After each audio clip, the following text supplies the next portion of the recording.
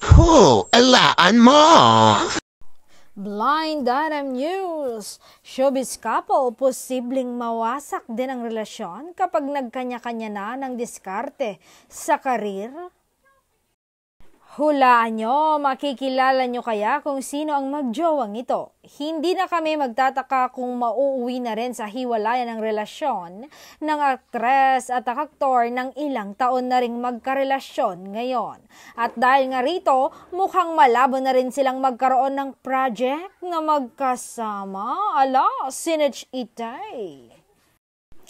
Casual na nabanggit sa amin ng isyong TV executive na posibleng iba na ang ipapareha sa aktor kapag tinanggap niya ang proyektong ilalatag sa kanya, menos ang aktres na lagi niyang kasama.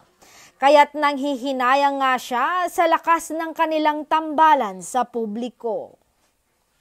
Napakaganda pa naman daw ng pinaplano nilang project para sa magka-love team. Siguradong ikakatuwa ng milyon-milyon nilang taga-suporta. Ang aktor na laging kapareha ni aktres ay hindi pa nagpaparamdam pero umaasa ang TV executive na makikipag-meeting din ito sa kanila very soon. Anyway, naging kapaniwalaan na sa mundo ng showbiz na kapag hindi na nagkakasama ang isang magkarelasyon sa trabaho ay tinatabangan na ang isa't isa lalo na kung magkalayo pa. Sa kasalukuyan ay waiting ang kausap naming TV executive sa reply ng aktor kung kailan siya makikipagkita para pag-usapan ang proyekto na inaalok nila.